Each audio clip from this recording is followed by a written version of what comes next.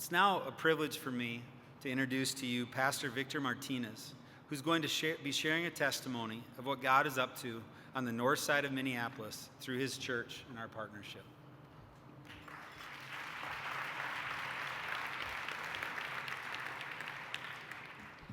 Dios le bendiga a todos. Mi nombre es Víctor Martínez. Soy el pastor de la iglesia. Just kidding.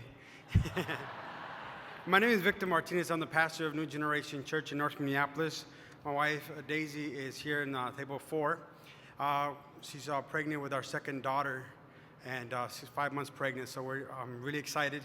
You know, we get one more try for the boy, and then we're done. Just to tell a little bit about our ministry, who we are. We are a Spanish and English-speaking church, a bilingual church.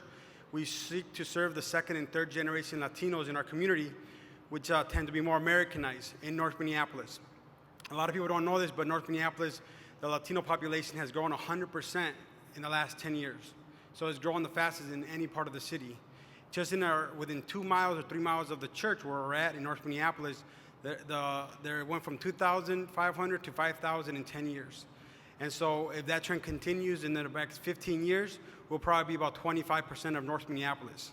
And so, best kept secret. And so this is our target area. Just to give you a little statistics, 60% of the Latinos in our community or in America live under poverty. It's actually the highest percentage of any minority in the country.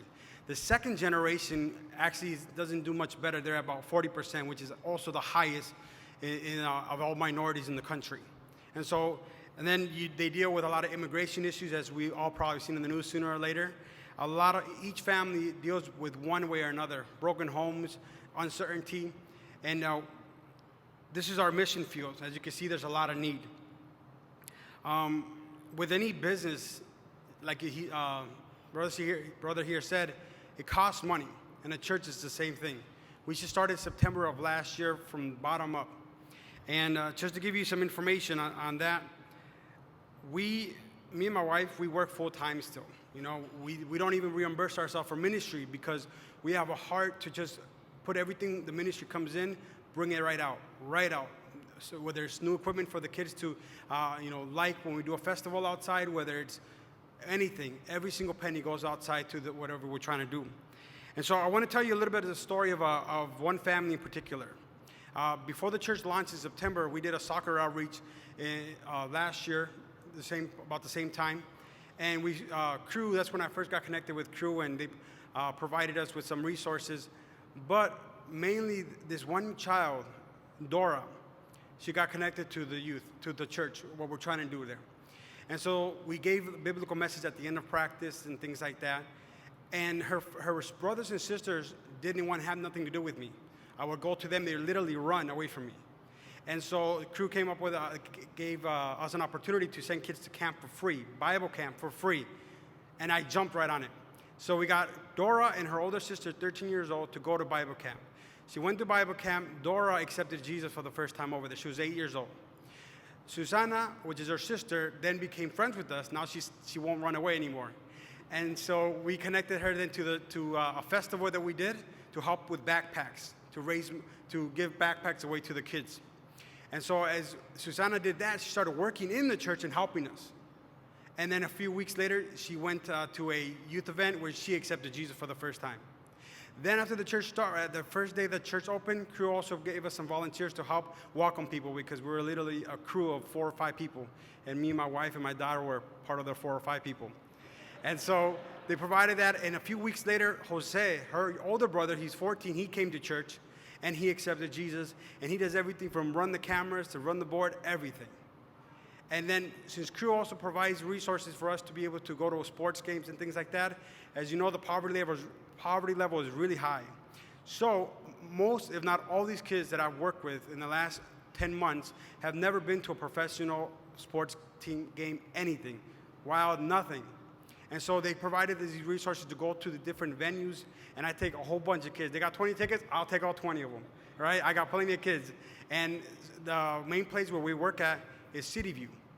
And we take these kids out, and we take out Dora, Susana, and Jose, and now we take her mother out to these events. And now we build a relationship with the mother.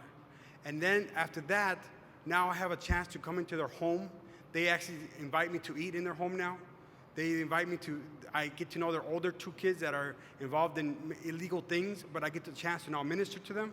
And this is a poster child of what we're trying to do in the community.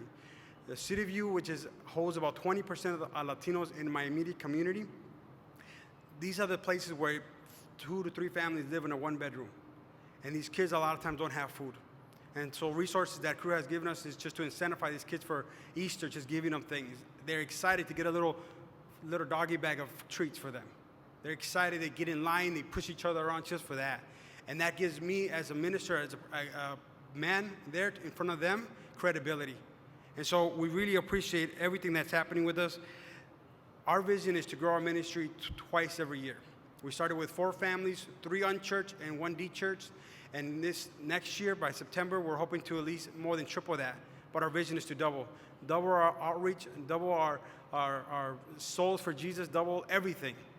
And so you might ask, how do you do all this kind of stuff? You work full-time, your wife works full-time, you got a 2-year-old child, you you have a radio program we're trying to start up to reach that generation even harder. And how do you do that? I get at that all the time. I'm on social media a lot, so people think that I don't have a job. And so, but I do. And so you might ask, how do you do that then? And all I can say is God's good grace and crew. Thank you very much. God bless you.